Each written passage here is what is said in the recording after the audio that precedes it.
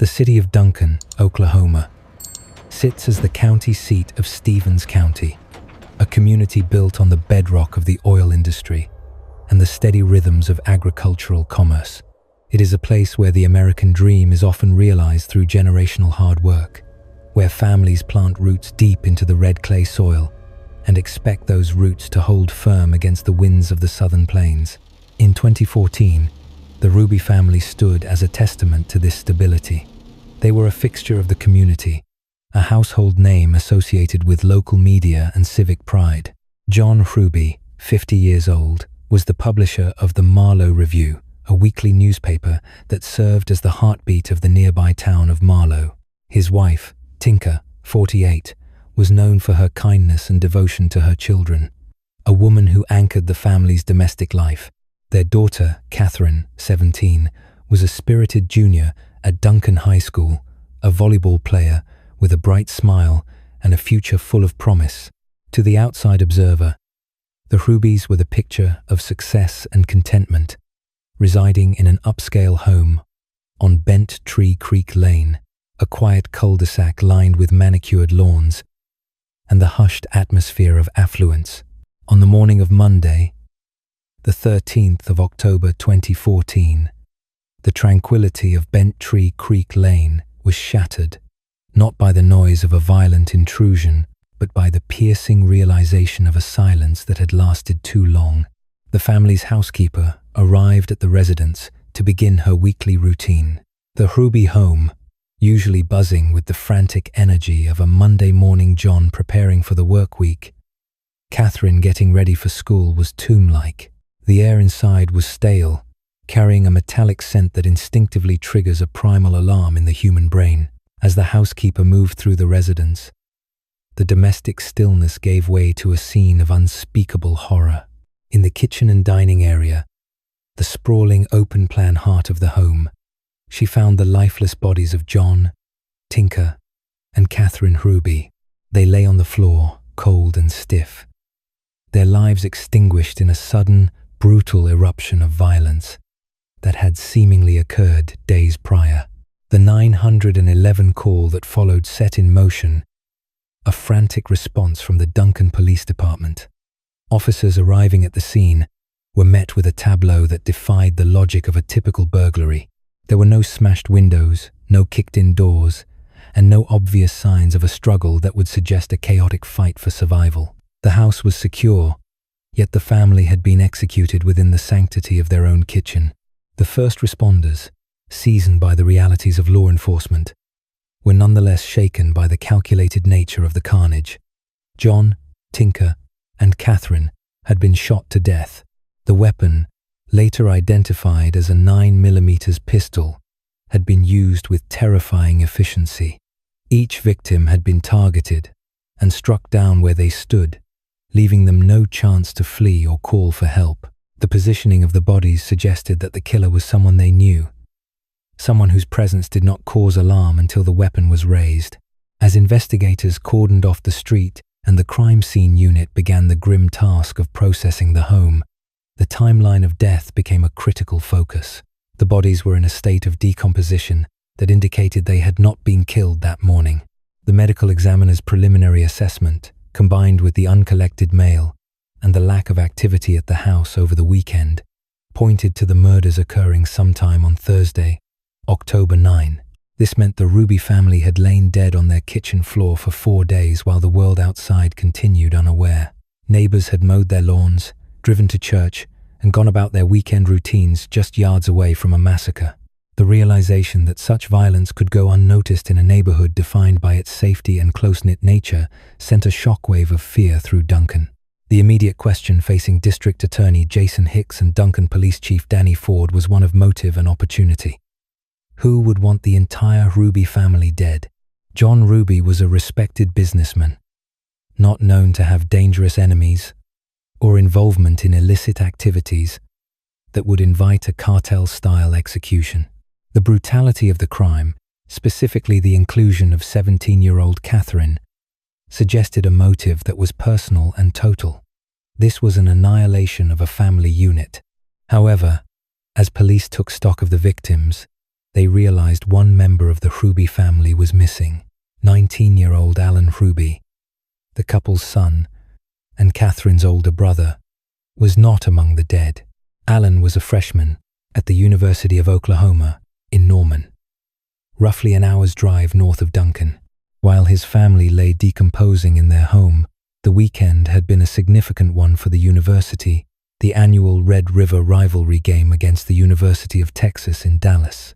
It was a weekend of parties, football, and celebration for the student body. The immediate concern for law enforcement was Alan's safety.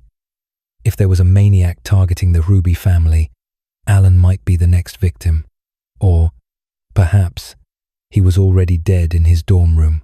Officers were dispatched to locate him, to break the devastating news that he was now the sole survivor of a tragedy, and to ensure his protection. When police located Alan Hruby, the narrative began to shift in subtle, unsettling ways. He was found alive and well, staying at the Ritz-Carlton in Dallas for the football weekend. The contrast between his environment and the crime scene in Duncan could not have been more stark.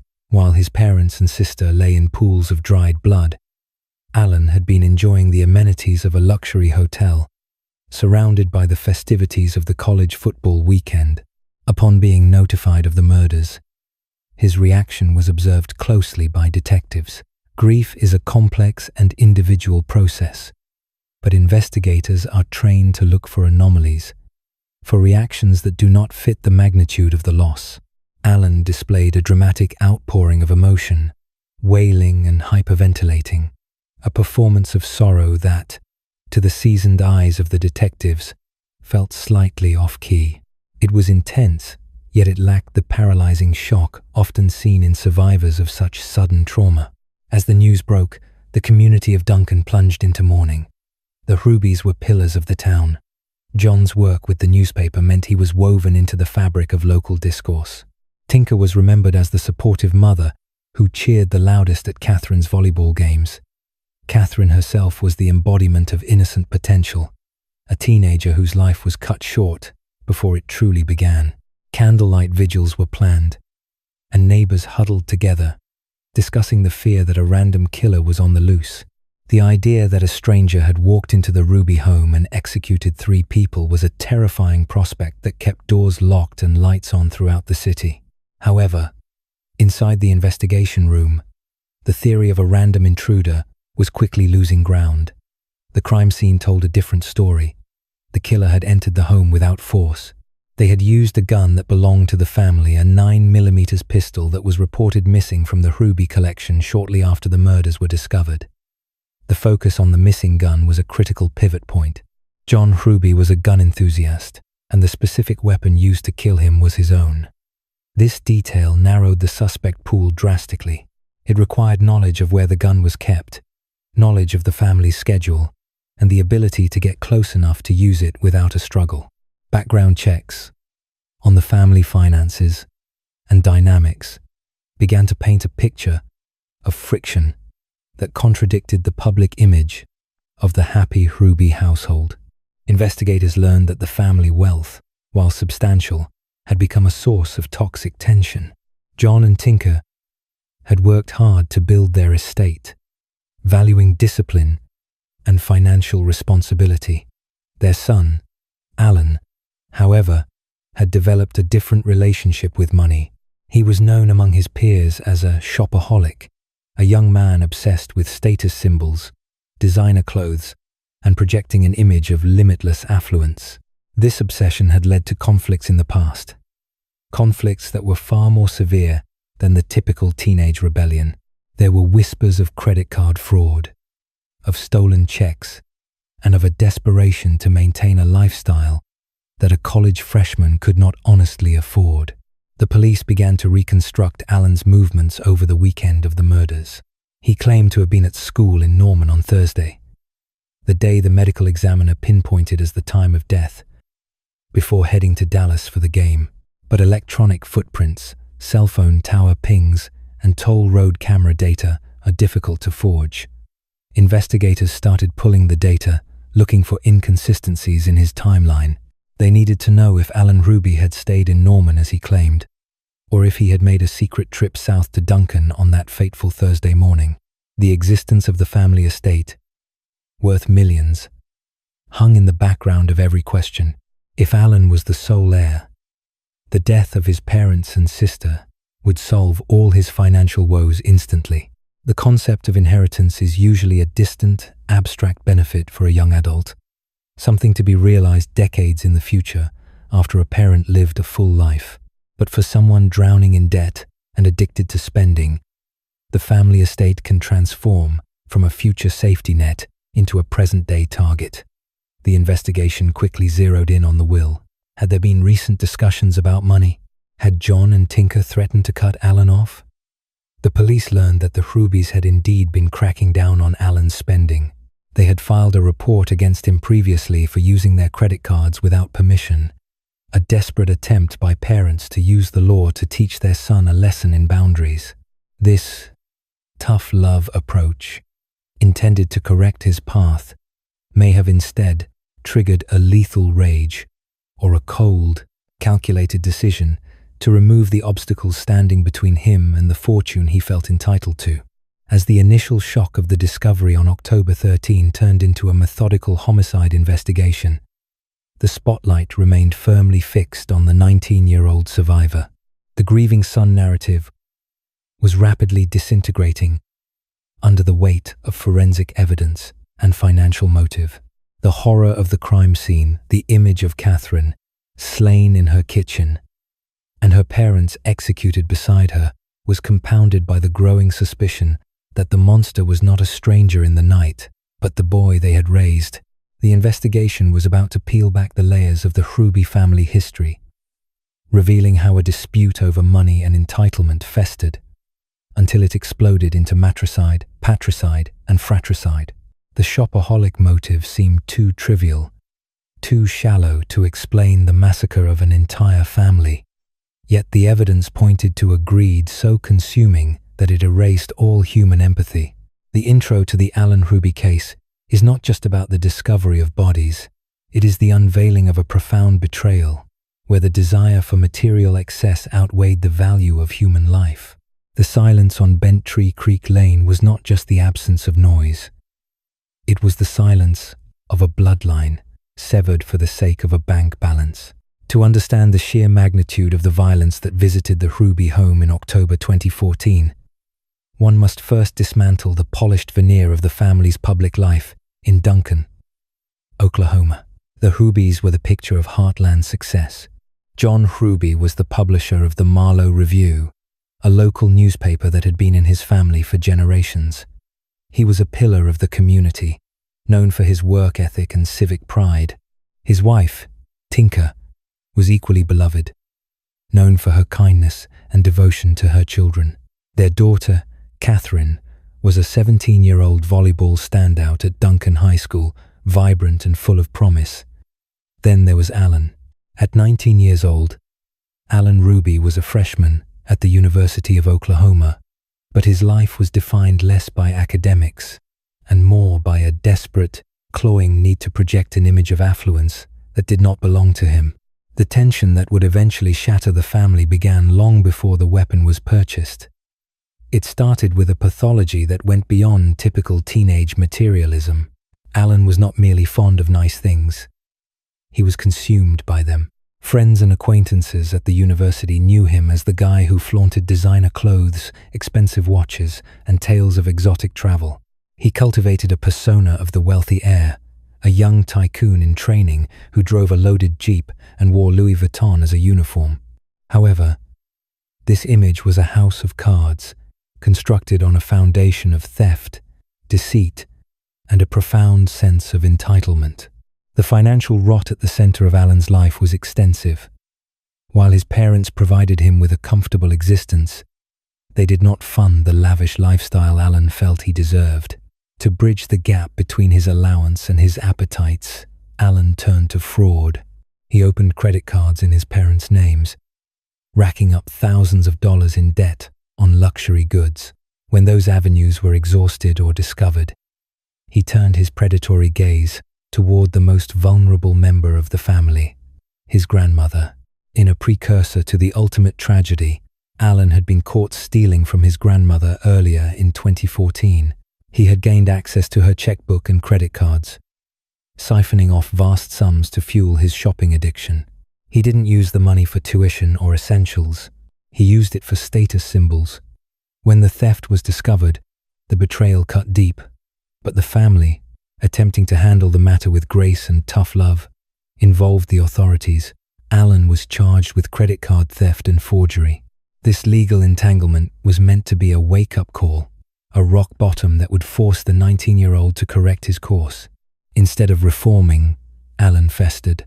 The court system placed him on probation, and as part of his sentence, he was required to attend counseling and participate in a drug and alcohol assessment, though his drug of choice was commerce, not chemicals. The most significant consequence, however, was the tightening of the family purse strings. John and Tinker Ruby, realizing that their generosity had enabled a monster, decided to cut him off. The open checkbook was closed. The credit cards were confiscated. The flow of easy money stopped. For a young man whose entire identity was constructed around the ability to purchase validation, this was not just a punishment. It was an existential threat. The atmosphere, in the months leading up to October, was suffocating. John Ruby, a man of principle, made it clear that the family fortune was not a bottomless well for Alan to drain. There were serious discussions within the household about the future of the estate. While the specific legal alterations to the will were a matter of private family business, the threat was palpable and vocalized. Alan was in danger of being disinherited. John told his son that his behavior had consequences and that the inheritance he likely viewed as his birthright was no longer guaranteed. If Alan could not respect the money or the family that earned it, he would not receive it. This ultimatum did not humble Alan. It cornered him. In his warped worldview, the money was already his, and his parents were merely obstacles standing between him and his property. The resentment grew in the dark corners of his mind, fed by his inability to maintain his facade in Norman. He had debts that were coming due, debts that his parents refused to pay. Specifically, Alan had entangled himself with a loan company, borrowing $3,000 to pay off restitution and court costs associated with the theft from his grandmother. It was a vicious cycle of debt, created by his own criminal behavior. The loan sharks were not as forgiving as his mother, and the pressure to pay was mounting. By early October 2014, the situation had reached a critical mass. Alan was broke. The illusion of the wealthy socialite was crumbling. He couldn't buy the next round of drinks. He couldn't showcase the next designer purchase. The humiliation of being an ordinary student with financial limits was intolerable to him. He viewed the family wealth, the estate, the insurance policies, the assets as the only solution to his immediate liquidity problems. The calculation was cold and mathematical. With his parents and sister alive, he was a broke college student on probation. With them gone, he was the sole heir to a substantial estate, free to spend, without judgment or restriction. The premeditation of the crime revealed the depth of his detachment from human emotion. This was not a crime of sudden passion or a snapped nerve during an argument. It was a logistical maneuver. In the days leading up to October 9, Alan began to set the stage. He needed a weapon that couldn't be traced back to the family collection, something efficient. He visited a gun shop, looking for a 9mm pistol. He filled out the federal background check forms, a mundane bureaucratic process that stood in stark contrast to the horrific intent behind it. He purchased a Walther PPX handgun. The acquisition of the firearm was the point of no return. It transformed his resentment into a tangible plan. Simultaneously, Alan worked on his alibi. The following weekend was the annual Red River Showdown, the massive football rivalry game between the University of Oklahoma and the University of Texas, held in Dallas. It was a weekend of partying, drinking, and chaos, the perfect cover. Alan told his friends and his family that he was heading to Dallas for the festivities. He projected the image of the carefree student gearing up for a big weekend. This lie was crucial. It was designed to place him hundreds of miles away from Duncan, when the violence occurred. On the morning of October 9, the friction between Alan and his reality was unbearable. The $3,000 debt weighed on him, a relatively small sum in the grand scheme of a lifetime, but enough to trigger a catastrophe in the mind of a sociopathic narcissist. He knew his father would not give him the money. He knew his mother, despite her love, was standing by her husband's decision to enforce discipline. The inheritance was the only way out. Alan drove to Duncan that day, but he didn't go to the house immediately to visit. He parked his vehicle away from the home to avoid being seen by neighbors or recognized by his family before he was ready. He sat in the vehicle, armed with the 9mm pistol and a heart seemingly void of empathy. He watched the house where he had grown up, the house where his sister lived, the house that symbolized the security he felt entitled to plunder. The timing had to be precise. He knew the rhythms of the household. He knew when his mother would be home, when Catherine would return from school or practice, and when his father would arrive from the newspaper office. He needed to catch them off guard. He wasn't looking for a confrontation or a final argument to air his grievances. He wasn't interested in closure. He was interested in liquidation. The build-up to the murders was characterized by a chilling normalcy for everyone except Alan. Catherine was washing her car. Tinker was tending to the home. John was finishing his workday. They were living their lives, unaware that the boy they had raised, the boy they were trying to help through probation and counseling, had decided that their lives were the price of his freedom. The shopaholic label that had been applied to him in the press later would seem almost trivial, masking the deadly seriousness of his addiction. He wasn't just addicted to shopping. He was addicted to the dopamine rush of acquiring what he wanted, when he wanted it, regardless of the cost to others. As the sun began to lower over Duncan, Alan made his move. He slipped into the house, not as a son returning for a visit, but as an intruder with a mission. He had disabled the surveillance system, another calculated step, proving that his blackout defense, which he would later attempt to use, was a fabrication. He knew exactly what he was doing. He had silenced the electronic eyes that watched the home so that he could be the only witness to the carnage. The transition from a rebellious, indebted teenager to a familial annihilator was complete. The months of arguments, the shame of the grandmother's theft, the probation officer meetings, and the refusal of his parents to bail him out had distilled into a singular, murderous resolve. He stood in the kitchen of his childhood home, the stolen inheritance waiting on the other side of a trigger pull. The build-up was over. The execution was about to begin. Could operate unseen by the digital witness his father had installed for safety. The irony was stark. The security measures intended to protect the family from outside threats were dismantled by the threat already living among them. With the system down, the timeline of the brutal events that followed relied entirely on forensic reconstruction and the chilling confession that would eventually emerge. Alan stood inside the familiar walls of the Hruby residence. The house was quiet, a typical Thursday morning in Duncan, Oklahoma. It was the 9th of October 2014. The air was still, insulated from the neighborhood by the brick and mortar of the affluent home. In his possession was a 9mm Walther PPQ handgun, a weapon he had stolen from his father's truck earlier that morning. He knew the gun well. He knew the weight of it, the mechanism, and the damage it could inflict. He had not brought it to threaten or to bargain. He had brought it to erase the obstacles standing between him and the wealth he believed he deserved. His mother, Tinker Hruby, was the first person he encountered. She was in the kitchen, the heart of the home, likely going about her morning routine. Tinker was known for her warmth and her devotion to her family, traits that made the impending violence even more incomprehensible. There was no argument, no shouting match that escalated into passion. This was not a crime of heat, but of ice. Alan approached her with the pistol raised. The proximity was terrifyingly close. He fired. The shots shattered the domestic tranquility, the sound deafening in the enclosed space of the kitchen. Tinker fell to the floor. The autopsy would later confirm the brutality of the attack, noting 2 gunshot wounds to her head and neck area. She died where she fell, surrounded by the mundane artifacts of daily life, her existence extinguished by the son she had tried to help for years. The noise of the 9mm discharge was loud, likely echoing through the hallways, but the geography of the house and the time of day meant the neighbors remained unaware. However, inside the house, the sound was unmistakable. Catherine Hruby, Alan's 17-year-old sister, was nearby.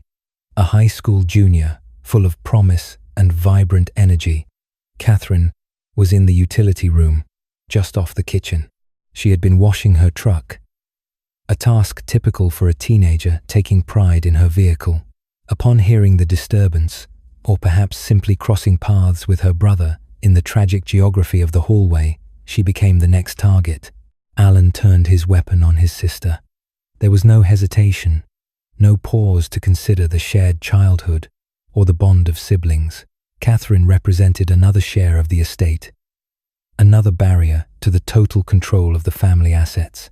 She was shot once in the back of the head. The angle and placement suggested she might have been turning away or attempting to flee, or perhaps she was simply executed before she could fully comprehend the horror standing before her.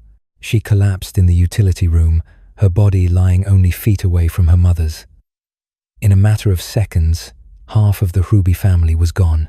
The house fell silent again, but the grim work was not finished. The silence that followed was heavy, filled with the metallic scent of spent shell casings and the visual reality of two bodies on the floor. Most killers, driven by panic or adrenaline, would flee at this stage. The magnitude of the double homicide would send them running for the door, desperate to put distance between themselves and the carnage. Alan Hruby did not run. He did not panic. He remained in the house with the bodies of his mother and sister. He checked to ensure they were dead, confirming the efficacy of his actions, and then he began the wait. His father, John Hruby, was not home. The publisher of the Marlowe Review was likely still out, attending to business or running errands. For Alan to achieve his goal, the sole inheritance of the family estate, John had to die. Leaving him alive meant leaving a witness, a prosecutor, and the owner of the assets Alan coveted. So, Alan waited. This period of time between the murders of the women and the arrival of the family patriarch is perhaps the most chilling aspect of the crime. It demonstrates a level of premeditation and emotional detachment that defies standard criminal psychology. Minutes turned into an hour or more. Alan existed in the space with the dead, the gun likely still in his hand or resting nearby. He did not call for help. He did not attempt to stage a break-in yet. He simply held his ground, functioning as a predator, lying in wait. He knew his father's schedule. He knew John would walk through the door eventually. The psychological state required to sit in a home where one has just murdered their mother and sister, maintaining a composure steady enough to ambush a third victim, suggests a total dissociation from the humanity of his victims. To Alan, they had ceased to be people. They were now merely debit entries in a ledger he was trying to balance. When John Hruby finally arrived home, he walked into a slaughterhouse, unaware of the tragedy that had already unfolded. He entered the house, likely expecting to see his wife or daughter. Instead, he was met by his son. The ambush was immediate. As John stepped into the kitchen area, Alan opened fire. The element of surprise was total. John, a man who had built a life and a business from the ground up, who had tried to instill values in his children, was cut down instantly. He was shot twice in the head. He fell near the entryway of the kitchen, his body joining those of his wife and daughter. With all three family members dead, the execution phase was complete. The physical act of murder was over, but the cold calculation continued. Alan stood over the bodies, the sole survivor of the Hruby family, a status he had violently engineered. He did not show remorse. His actions immediately following the shootings were focused entirely on self-preservation and the protection of his narrative. He needed to ensure that the blackout story or any future alibi could not be contradicted by hard evidence. He moved to the surveillance equipment. The Ruby home was equipped with a video security system, a detail Alan was acutely aware of. He located the recording device, the DVR that stored the footage from the cameras. This box contained the digital truth of the last few hours' images of him entering, the timing of the shots, the gruesome reality of the executions. He disconnected the device and took it. This was not the chaotic looting of a burglar. It was the precise evidence tampering of a killer who believed he could outsmart the investigation. By removing the disc, he believed he was removing the eyes of the law. Alan then turned his attention to the weapon. The 9mm pistol was the direct link to the crime. He could not leave it at the scene, nor could he be caught with it. He took the gun and the surveillance disc, preparing to leave the house that was now a tomb. He stepped over or around the bodies of the people who had given him life and raised him, seemingly unaffected by the gore. The house was quiet once more, save for the hum of appliances that would continue to run while the bodies cooled. He exited the home, locking the horror inside. The transition from mass murderer back to college student began the moment he stepped out the door. He moved with the same calculated calm that had guided him through the shootings. He secured the stolen gun and the stolen surveillance footage in his vehicle. His plan required him to be elsewhere, to establish a timeline that placed him far away from Duncan when the bodies would eventually be discovered. He needed to return to his life in Norman, to the University of Oklahoma, to the facade of the carefree, wealthy student he desperately wanted to maintain. As he drove away from the Ruby residence, the separation between Alan and his actions was absolute. He did not speed away in a frenzy. He drove normally, blending into the traffic, a ghost in the machine of everyday life. He stopped to dispose of the evidence, tossing the surveillance disc and the weapon into a nearby lake, believing the water would wash away his guilt. He was wrong. The water would hide the objects only temporarily, and the silence he had imposed on his family would eventually be broken by the forensic science he had tried to evade. The scene he left behind was a tableau of absolute betrayal. In the kitchen and utility room of the Duncan home, 3 generations of family history had been wiped out in a single morning.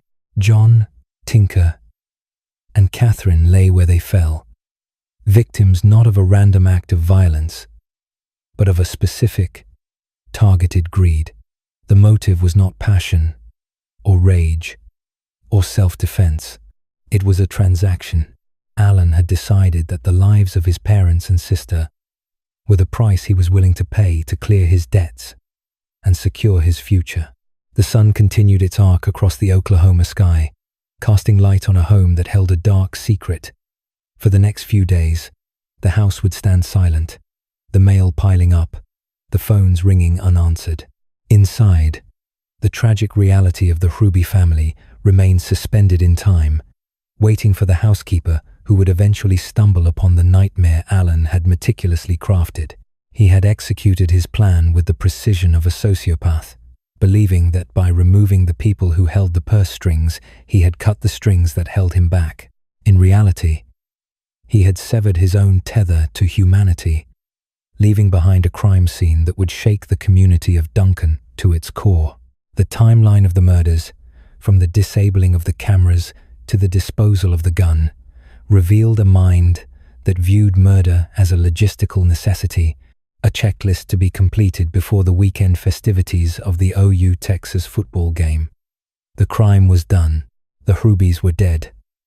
Alan was alone, exactly as he had planned. Monday morning arrived in Duncan with a deceptive normalcy. At 9 a.m., on the 13th of October 2014, the Ruby family's housekeeper pulled into the driveway of the expansive brick home on Bent Tree Street, expecting the usual routine of cleaning up after a busy weekend. The house was quiet. It was not unusual for John, a prominent newspaper publisher, or Tinker to be out, but the stillness felt heavy. The family had not been seen at their usual church service the previous day, a rare absence that had already sparked quiet concern among their close-knit circle. The housekeeper unlocked the door and stepped inside, calling out to announce her arrival. There was no answer. She moved toward the kitchen, the heart of the home, where the morning light usually flooded the space. Instead, she was met with a scene of absolute devastation. The body of Tinker Hruby lay on the floor near the kitchen island. Nearby lay 17-year-old Catherine.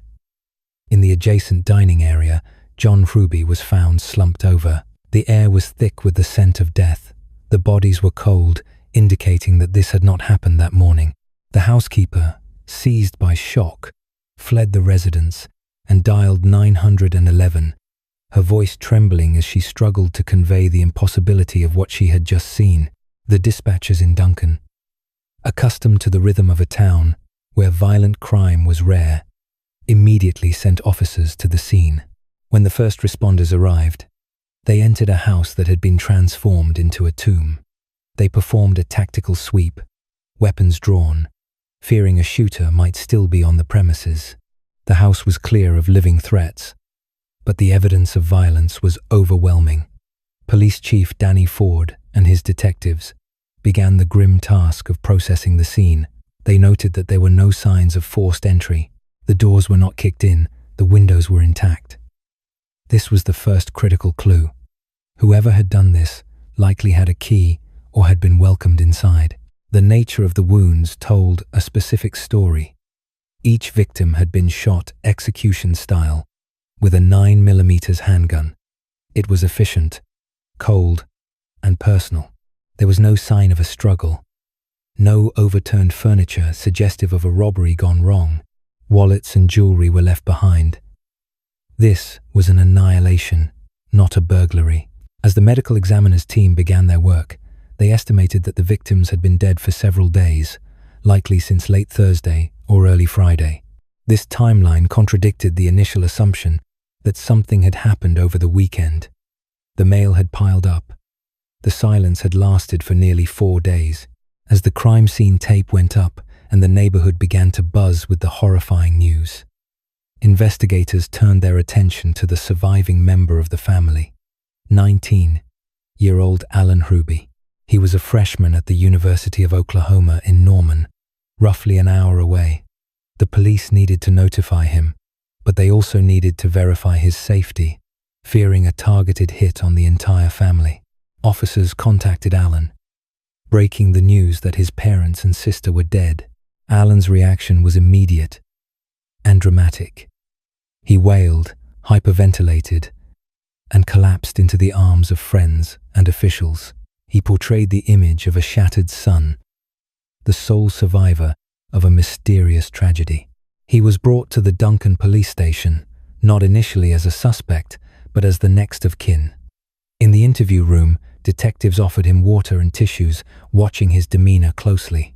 While his vocalizations of grief were loud, seasoned investigators noticed a lack of physiological response. There were few actual tears.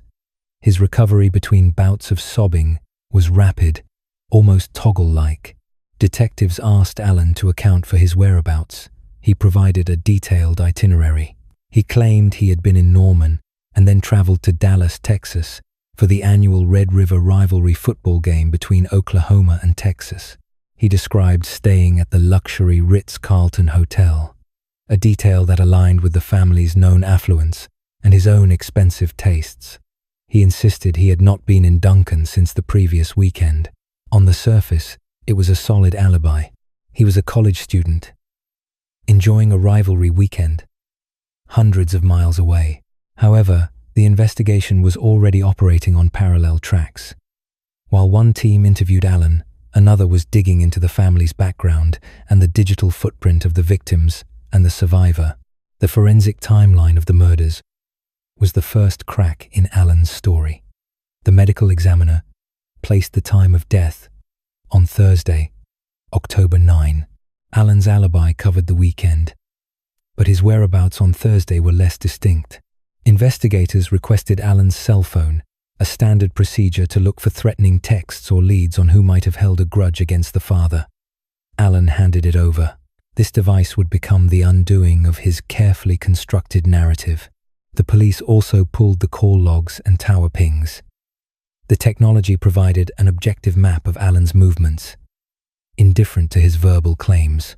The data showed that on the morning of Thursday, October 9, Alan's phone was not in Norman. It was traveling south, pinging off towers along the highway leading to Duncan. Simultaneously, detectives at the crime scene made a troubling discovery regarding the home's security system. The Hruby house was equipped with surveillance cameras, a system that should have captured the killer's entry and exit. When officers went to retrieve the footage, they found the digital video recorder, DVR, was missing. The cables had been disconnected. This required specific knowledge of where the system was housed and how to dismantle it. It was not the act of a chaotic intruder. It was the act of someone covering their tracks. The financial investigation provided the motive that the physical evidence was beginning to support. Police learned quickly of the tension in the Hruby household.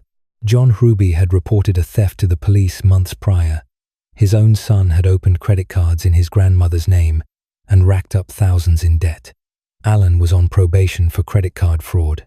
He had significant debts to loan sharks and payday lenders, fueled by a compulsive shopping addiction and a desire to project an image of wealth he did not possess.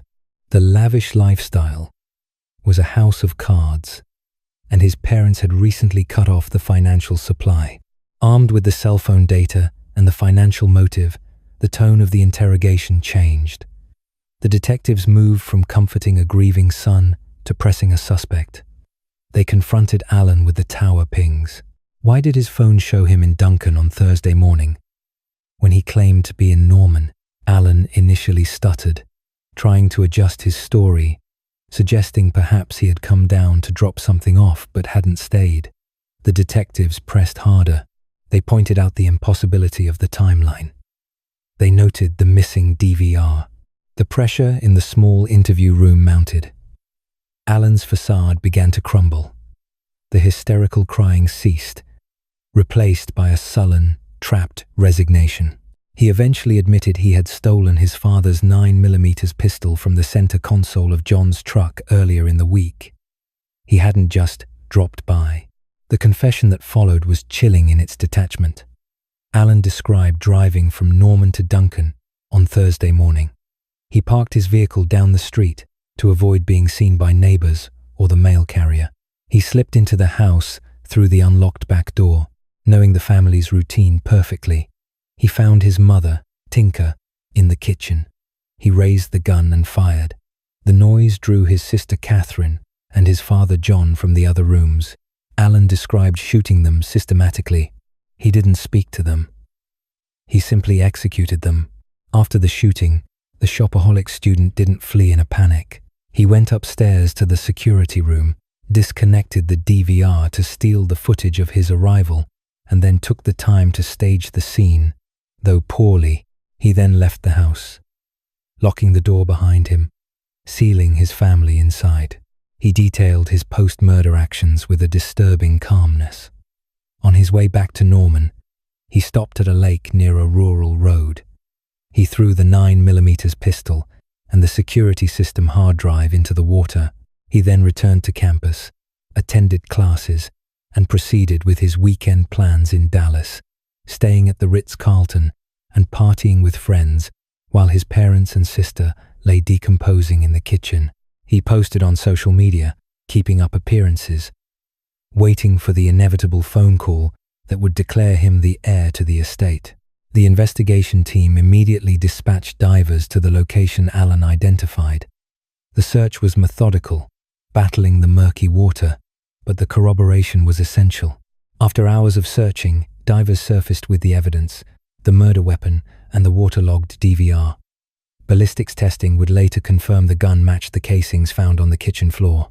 The discovery phase of the case concluded not with a manhunt, but with the quiet, metallic click of handcuffs in an interview room. The community of Duncan was left reeling. The fear of a roaming thrill killer had been replaced by a darker reality. The danger had come from within. The investigation revealed that Alan believed the inheritance would solve his immediate debt crisis, a sum of merely $3,000 he owed to a loan shark, and fund his future. He had traded 3 lives for a temporary financial reprieve. As Alan was booked into the county jail, the media trucks began to arrive, broadcasting the face of the 19-year-old who had wiped out his lineage for money. The house on Bentry Street, once a symbol of the Ruby family's success, was now a crime scene, its silence broken only by the flash of cameras and the murmurs of a town trying to comprehend the incomprehensible. The investigation was technically closed, the suspect in custody, but the forensic accounting of the tragedy was just beginning. The detectives had the who, the how, and the why, but the sheer coldness of the why would haunt the files of the Duncan Police Department for years to come. Stevens County District Attorney Jason Hicks and the investigative team faced a unique challenge following the arrest of Alan Ruby. While the confession provided a narrative, the legal requirement for a death penalty case demanded irrefutable corroboration. The admission of guilt was merely the starting point. The physical and digital evidence had to construct a timeline that proved premeditation beyond any shadow of a doubt. The investigation shifted from a frantic hunt for a killer to a methodical excavation of a 19-year-old's life, revealing a trail of forensic breadcrumbs that had been laid weeks, if not months, in advance. The first critical piece of evidence centered on the murder weapon. Ballistic analysis at the scene had already recovered 9mm shell casings near the bodies of John, Tinker, and Catherine Ruby. Investigators focused their attention on a 9mm Walther PPQ pistol. The provenance of this weapon dismantled any potential defense, claiming a sudden snap of insanity. Records showed the gun belonged to John Ruby, Alan's father. However, a police report filed just days prior to the murders became the linchpin of the prosecution's theory of premeditation. Alan had reported the gun stolen from his truck. Detectives now understood this was a calculated maneuver to distance himself from the weapon he intended to use. By creating a paper trail documenting the gun as missing, he hoped to deflect suspicion. If the ballistics were ever traced back to the family firearm, the stolen gun had never left his possession. He had simply moved it to prepare for the slaughter. The search for the weapon and other discarded evidence led investigators to a specific location Alan had divulged during interrogation: a bridge over a local lake. The Oklahoma Highway Patrol dive team was deployed to the murky waters. Their objective was twofold. They needed the gun to match the striations on the bullets found in the victims, and they needed the home security recording device. The Ruby residence was equipped with a video surveillance system, a fact well known to Alan. Upon entering the home to kill his family, he knew his actions would be captured. Evidence collection teams at the crime scene had noted the DVR unit was missing from the console. Divers battled poor visibility, feeling their way along the silt-covered bottom of the lake. Their efforts yielded the smoking gun, the 9mm Walther PPQ. Along with the firearm, they recovered the waterlogged security disc. While the water damage was severe, the recovery of the disc demonstrated Alan's consciousness of guilt. He had not just fled the scene in a panic. He had taken the time to surgically remove the one witness that could not be silenced, the digital eye of the camera system, and dispose of it miles away. This action required manual dexterity, presence of mind, and a clear understanding of forensic countermeasures, effectively destroying any argument that he was in a fugue state during the commission of the crime. Simultaneously, digital forensic analysts began triangulating Alan's movements through electronic data. His alibi initially relied on the distance between the University of Oklahoma in Norman, where he was a student, and the family home in Duncan. He had banked on the assumption that investigators would accept he was on campus studying. However, cell phone tower pings painted a contradictory map of his travels. The data plotted a precise course on the morning of the murders, showing his device leaving Norman and traveling south along the highway toward Duncan. The digital footprint placed him in the vicinity of the Ruby home at the exact window of time the medical examiner estimated the deaths occurred. Furthermore, the phone data showed him returning to Norman immediately after, a round trip solely dedicated to the execution of his family. The financial investigation provided the context for the why, turning dry bank statements into a portrait of a desperate addict. But Alan was not addicted to narcotics. He was addicted to status.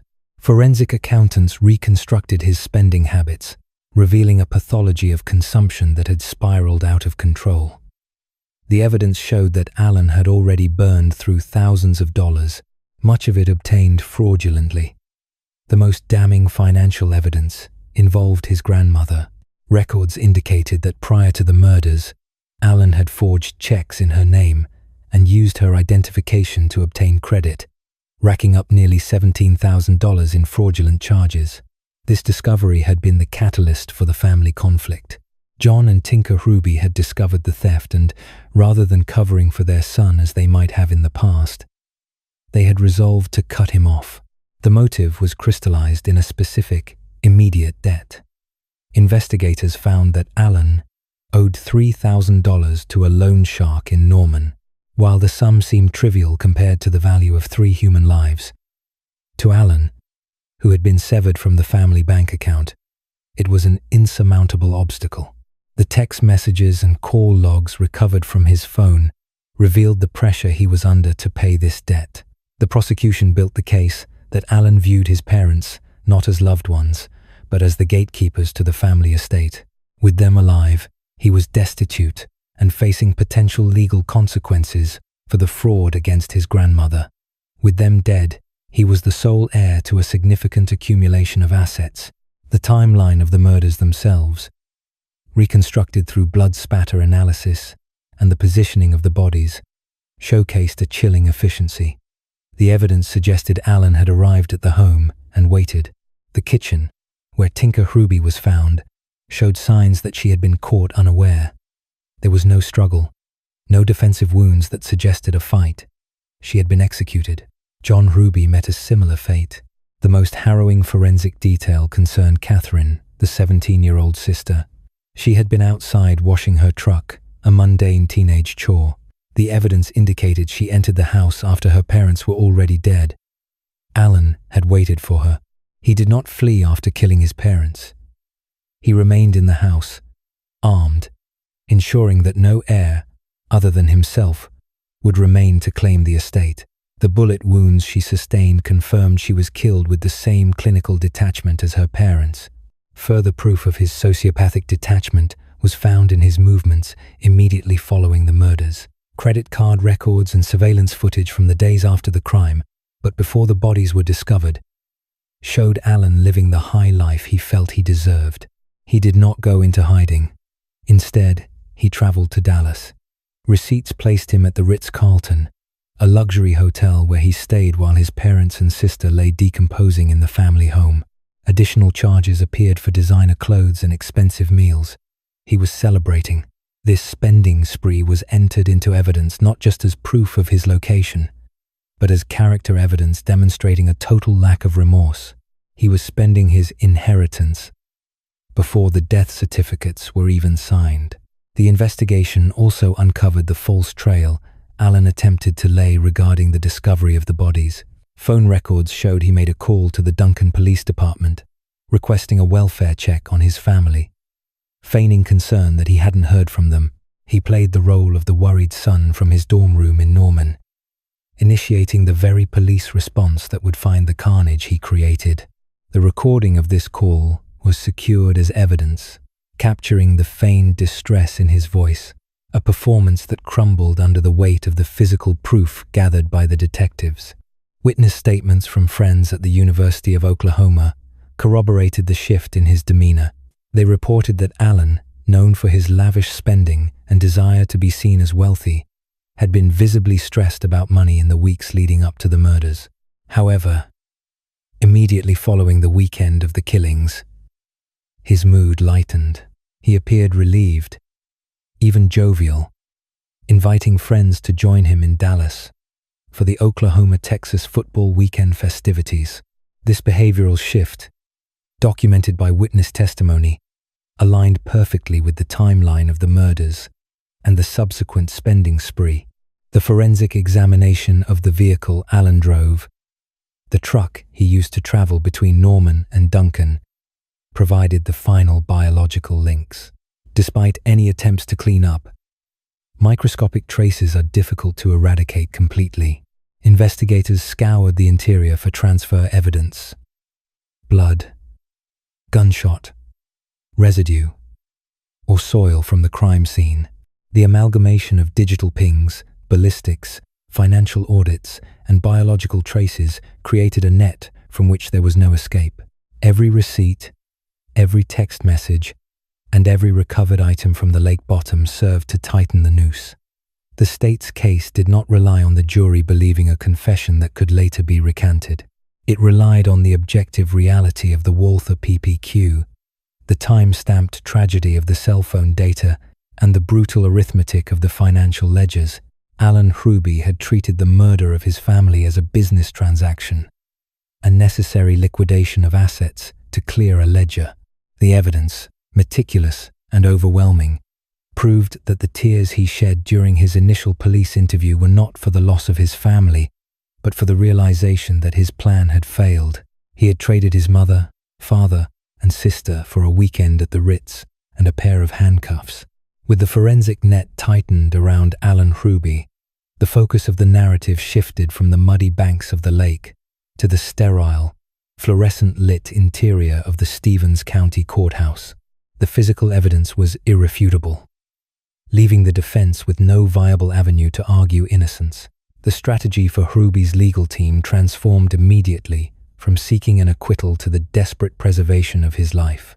District Attorney Jason Hicks, representing a community horrified by the patricide and the senseless slaughter of a teenage girl, made his position clear early in the proceedings.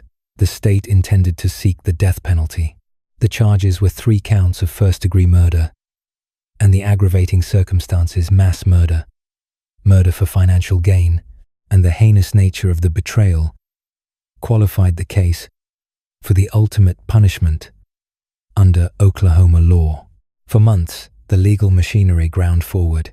Hruby, once a fixture of the University of Oklahoma's social scene and a young man obsessed with projecting an image of affluence, now sat in a county jail cell, stripped of the designer labels and credit cards that had motivated the annihilation of his family. The sheer volume of evidence meant that a trial would largely be a formality regarding guilt. The only real question for a jury would be whether a 19-year-old who executed his parents and sister for money deserved to die by lethal injection.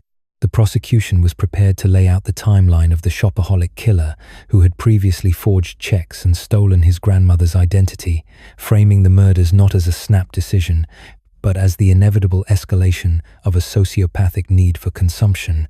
However, the families of the victims, specifically the relatives of John and Tinker Hruby, faced the agonizing prospect of a capital murder trial. Such trials often drag on for weeks, forcing loved ones to relive every gruesome detail of the crime scene, view autopsy photographs, and listen to the cold calculus of the killer's planning. Furthermore, a death sentence often initiates decades of mandatory appeals, keeping the killer's name in the headlines and preventing the family from finding closure. Recognizing this toll, and securing a guarantee that Hruby would never walk free again, the district attorney's office engaged in plea negotiations. In March 2016, nearly a year and a half after the bodies were discovered in the Duncan kitchen, Alan Hruby entered the courtroom to learn his fate. The deal was struck. In exchange for the state withdrawing the death penalty, Hruby would plead guilty to all 3 counts of first-degree murder. There would be no trial, no grandstanding, and no opportunity for the defense to manipulate a jury's emotions. Judge Ken Graham presided over the hearing.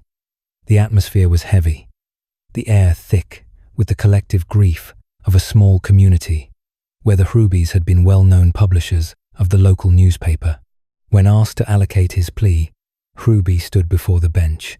The young man, who had once bragged about his status and possessions, admitted to the court that he had taken the 9mm pistol and ended the lives of the 3 people who loved him most. He confirmed the motive that investigators had suspected from the moment they reviewed his financial records: greed. He wanted the estate. He wanted to stop the looming confrontation over his debts. He wanted the freedom to spend without the obstruction of parental authority. The judge accepted the guilty pleas. The sentence handed down was the maximum allowed under the agreement: 3 consecutive life sentences without the possibility of parole. The distinction of consecutive was symbolic but legally significant. It meant Hruby was sentenced to serve one life term, and only upon its completion would the next begin, ensuring that even if laws changed or clemency was ever considered for a single count, the others would keep him incarcerated until death. Additionally, the judge ordered Hruby to have no contact with his surviving relatives, including his grandfather, who had been a target of Hruby's financial exploitation in the past. The legal conclusion also triggered the operation of Oklahoma's Slayer statute. This civil law principle dictates that an individual cannot profit from their crime. By pleading guilty to the murders, Alan Hruby was legally stripped of his right to inherit any portion of the Hruby estate. The fortune he had killed to possess the house, the newspaper assets, the savings accounts would never be his. The debts he had racked up to fund his lavish lifestyle remained unpaid by the family assets he had coveted. In a final legal irony, the court ordered him to pay restitution for the funeral expenses of the victims, a debt he would carry in a prison account that would likely never see a balance high enough to settle it. While the sentencing hearing provided a legal end to the murder case, it did not end Hruby's involvement with the criminal justice system, nor did it cure the pathological behaviors that led to the crime. The narrative of the shopaholic killer was reinforced by his conduct after being remanded to the custody of the Oklahoma Department of Corrections. Hruby was sent to the Lexington Assessment and Reception Center before moving to a permanent facility, but the walls of the prison proved insufficient to contain his manipulative tendencies. In the years following his conviction, Hruby demonstrated that the psychological profile presented by the prosecution, that of a narcissist who believed rules did not apply to him, was accurate. He did not settle into a life of quiet penance. Instead, investigations by prison officials revealed that Hruby continued to hustle, manipulate, and grasp for luxury, even from within a concrete cell. Reports surfaced that Hruby had compromised the security of the facility by grooming staff members. This was not a violent prison uprising, but a soft, insidious corruption that mirrored the way he had exploited his parents' trust. He befriended a female kitchen employee, using charm and likely the promise of future compensation or pure manipulation to smuggle contraband into the prison. This was not the typical contraband of drugs or weapons, but items that reflected his obsession with status and comfort. The investigation into his prison activities revealed that Hruby had managed to obtain a cell phone, which he used to browse the internet and maintain a connection to the world he had lost. But more telling were the physical items. He had solicited the smuggling of luxury goods, including high-end shoes and food from specific restaurants like the Cheesecake Factory. The drive that led him to murder, the need to consume, to have the best, to live a life of material excess, remained his primary directive. He treated his incarceration not as a punishment, but as an inconvenience to be managed through illicit supply chains. This post-conviction behavior resulted in new legal issues. The prison employee was fired and charged with a felony for smuggling contraband. Hruby faced internal disciplinary measures and saw his security levels scrutinized.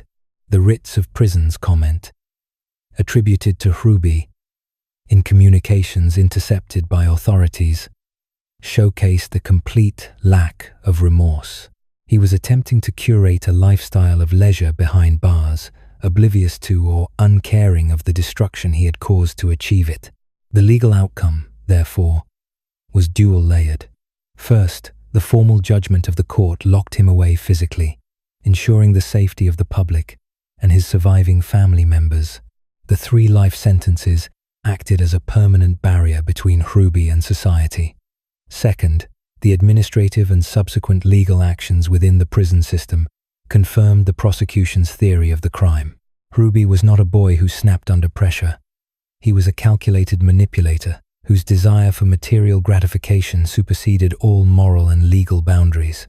The will changes alluded to in the prompt for this narrative were the final nail in the coffin of his motive. The legal reality was that his parents, prior to their deaths, had already begun the process of cutting him off financially due to his theft and credit card fraud. The prosecution highlighted that Ruby likely knew his window of opportunity was closing. If he had waited, the will changes and the severance of financial ties would have been formalized, leaving him with nothing. He executed them to intercept the inheritance before the legal and familial shields could be fully raised against him. Ultimately, the legal system dismantled Alan Ruby's ambitions piece by piece. It took his freedom, it stripped him of the inheritance, and through continued surveillance, it exposed his unchanged character to the world. The boy who killed for a credit limit found himself in a world where his purchasing power was reduced to zero, yet the compulsion that drove him to that dark October night remained the defining feature of his existence. Even as he faded into the anonymity of the state penitentiary system, the gavel fell, the doors locked. But the pathology of the shopaholic remained, echoing in the empty acquisitiveness of a prisoner trying to order takeout from a cell. The surveillance that continued even after Alan Ruby was placed behind bars revealed a pathology that no prison sentence could immediately cure. Even while incarcerated and awaiting the finalization of his fate, the compulsion that drove him to slaughter his family remained active. Authorities discovered that Ruby, despite being stripped of his freedom and facing the absolute ruin of his reputation, attempted to maintain the facade of the high-rolling socialite he had desperately pretended to be. He was caught trying to orchestrate financial maneuvers from within the county jail, seeking to access whatever crumbs of capital he could reach before the heavy doors of the Department of Corrections slammed shut on him for good. This behavior underscored the chilling reality that, for Alan, the family he eliminated was never viewed as human beings, but merely as obstacles between him and a line of credit. The legal system's dismantling of his ambitions extended into the final probate proceedings, ensuring that the legacy he sought to steal was permanently placed beyond his reach. Oklahoma, like many states, enforces a slayer statute, a legal doctrine which explicitly forbids an individual from inheriting property from a person they have been convicted of killing. This statute acted as the final, impenetrable firewall. The estate of John and Tinker Ruby, which Alan had calculated as his golden parachute, was legally severed from him. Instead of funding a life of European vacations and luxury vehicles, the assets were frozen, catalogued, and directed towards satisfying the rightful debts of the estate and passing to the remaining legitimate heirs. The inheritance he had killed for was not just denied. It was used to erase the financial footprint of the tragedy he caused. With the killer removed from the equation and the financial matters settled, the community of Duncan, Oklahoma, was left to reckon with the void left by 3 vibrant lives.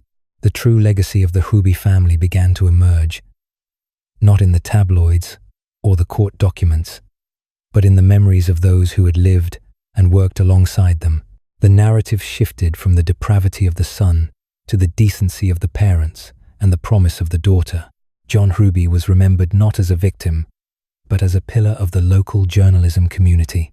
As the publisher of the Marlow Review, a weekly newspaper that served as the heartbeat of the nearby town of Marlow, John had dedicated his life to community storytelling.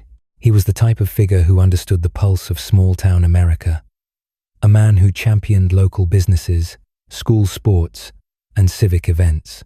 His colleagues and competitors alike recalled a man of integrity and work ethic, someone who believed in the power of the press to build community rather than tear it down. The paper had been in his family for generations, and his stewardship of it was defined by a quiet dedication to truth and service. When the presses ran after his death, they carried the weight of his absence, yet they also stood as a testament to the professional standards he had instilled in his staff. His legacy was ink and paper, the recorded history of a town that respected him deeply. Tinker Ruby was the emotional center of the family, a woman whose kindness radiated through her social and familial circles. Friends described her as the grounding force, the person who remembered birthdays and offered support without being asked. In the wake of the murders, stories poured forth about her generosity and her infectious laugh. She was not merely the wife of a publisher or the mother of a troubled son. She was a distinct, vibrant individual whose absence created a silence in the rooms she used to fill. Her legacy was found in the network of friendships she had cultivated over decades, a web of connections that rallied to support the surviving extended family. The community mourned her as a woman who had given everything to her children, a tragic irony given the hand that ended her life. Her inability to refuse Alan's demands for money in the past was reframed not as weakness, but as the enduring, blinding love of a mother who could not bear to see her child fail, even as he plotted her destruction. Perhaps the most heart-wrenching aspect of the Ruby legacy was the loss of 17-year-old Catherine. A junior at Duncan High School, Catherine represented the future that was stolen. She was known for her vivacious spirit and her prowess on the volleyball court. To her classmates, she was Rin, a nickname that spoke to her unique identity and approachable nature. She was the antithesis of her brother, hard-working, grounded, and genuinely connected to the people around her. While Alan had spent his time constructing a false identity of wealth and status, Catherine had been building real relationships based on character and shared experiences. The halls of Duncan High School became a landscape of grief. Students and faculty struggled to comprehend how a girl who had been sitting in class just days prior was now gone, erased by the one person who should have protected her. The volleyball team, the Lady Demons, played their subsequent seasons with a heaviness that no teenager should have to carry. Tributes to Catherine appeared on jerseys, in yearbooks, and in the tearful eulogies of teenagers forced to grow up too fast. Her legacy was one of unfulfilled potential, a stark reminder of the brutality of Alan's selfishness. He had not just killed a sister, he had extinguished a bright light that was just beginning to shine. Catherine's memory became a rallying point for the youth of Duncan, a symbol of innocence lost. As the years moved forward, the physical remnants of the Ruby family life in Duncan were dismantled. The family home, the stage for the horrific betrayal, was eventually cleared of its contents. The tangible items, the furniture, the clothes, the everyday objects that make a house a home, were distributed or sold. The structure itself stood as a grim landmark for a time, a physical reminder of the violence, before the community naturally began to look past the brick and mortar to remember the people who had lived there. The true estate was not the real estate, but the impact John, Tinker, and Catherine had on the psychological geography of the town. In contrast, Alan Ruby's legacy solidified into a cautionary tale of narcissism and moral bankruptcy. Locked away in the Oklahoma State Penitentiary, serving 3 consecutive life sentences without the possibility of parole, his existence shrank to the size of a concrete cell. The world he had coveted, the world of designer brands, first-class travel, and exclusive access, continued to spin without him. He became a ghost in the machine of the correction system, just another inmate number among thousands. The debts he had racked up, the loans he had fraudulently obtained, and the bad checks he had written became moot points, irrelevant footnotes, in a life defined by a singular, catastrophic act of greed. The community of Duncan proved resilient. They refused to let the name Ruby become synonymous solely with patricide and matricide. Instead, they actively worked to reclaim the memory of John, Tinker, and Catherine. Scholarship funds and memorials were discussed, ways to ensure that the values held by the victims would outlast the infamy of the killer. The local newspaper continued to publish, carrying on John's work. The volleyball team continued to play, carrying Catherine's spirit. The social circles Tinker moved in continued to meet, holding space for her memory. The contrast between the killer's intent and the final outcome was stark. Alan had killed to secure a future of ease and luxury. He believed that by erasing his family, he could erase his problems. Instead, he erased his own future. He traded a life of freedom, however flawed, for a life of regimented confinement. He traded the love of a family that had repeatedly forgiven him for the cold indifference of the prison system. He traded the potential to turn his life around for a permanent label of monster. There was no inheritance. There was no shopping spree. There was no freedom. The shopaholic, who murdered for money, was left with nothing but time to contemplate the absolute totality of his failure. The legacy of the case serves as a grim dissection of the psychology of greed. It demonstrated that the obsession with material wealth can become a cancer, so aggressive it consumes the host and everything around him. Alan Hruby wanted to be remembered as a wealthy tycoon.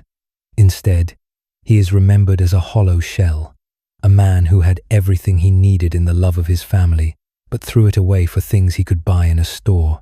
Ultimately, the Hruby family story is one of a community healing through remembrance. The tragedy scarred Duncan, but it did not break it. The residents chose to focus on the light the victims brought into the world, rather than the darkness that took them out of it. The Hruby name survives, not because of Alan, but in spite of him. It survives in the archives of the Marlowe Review, in the yearbooks of Duncan High, and in the quiet recollections of those who knew the family before the fall. The inheritance Alan sought was scattered to the winds, but the legacy of John, Tinker, and Catherine remains fixed, a permanent part of the history of a town that would never forget them. The legal system did its job, the prison system closed its doors, and the world moved on, leaving Alan Hruby behind in the past he destroyed, while the memory of his victims carried forward into the future.